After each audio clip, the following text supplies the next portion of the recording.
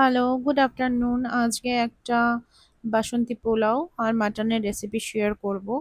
Mutton ২ রকমের বানিয়েছিলাম। একটা প্রেসার কুকারে বানিয়েছিলাম, আর একটা হান্ডি মাটন বানিয়েছিলাম, আর বাসন্তী পোলাও বানিয়েছিলাম। বাসন্তী পোলাওয়ের জন্য নিয়েছিলাম গোবিন্দভোগ চাল, আর নিয়েছিলাম আদা কুচি, আর গোটা গরম মসলা, আর হলুদ, আর তেজপাতা।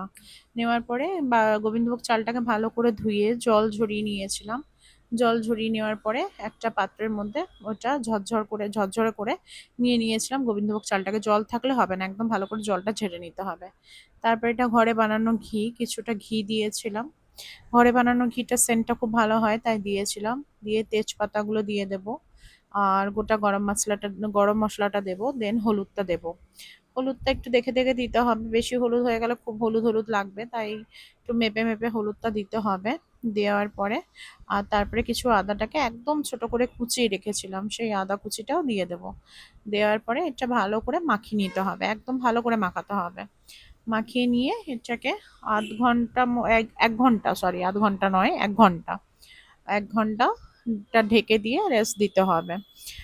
তোমার তারপরে এখানে মাটনটা নিয়েছিলাম, এখানে মাটনের মশলাগুলো নিয়েছিলাম।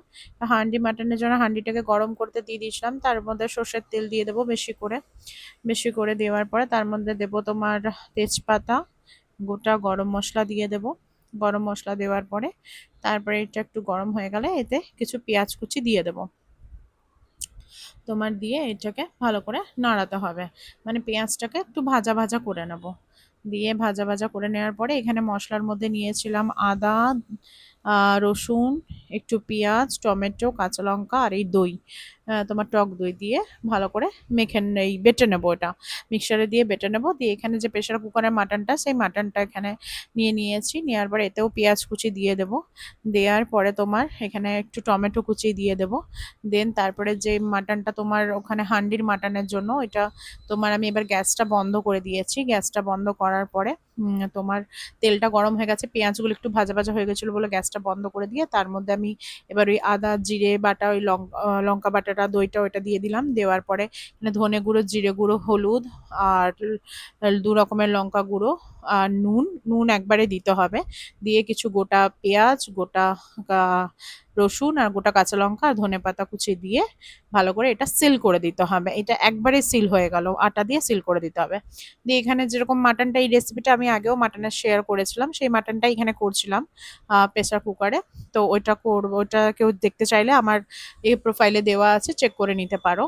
তো এখানে পোলাও রেসিপিতে চলে আসি। পোলাওর জন্য এখানে আবার ঘি নিয়ে নিলাম, ১ ঘন্টা আমার হয়ে গেছিলো।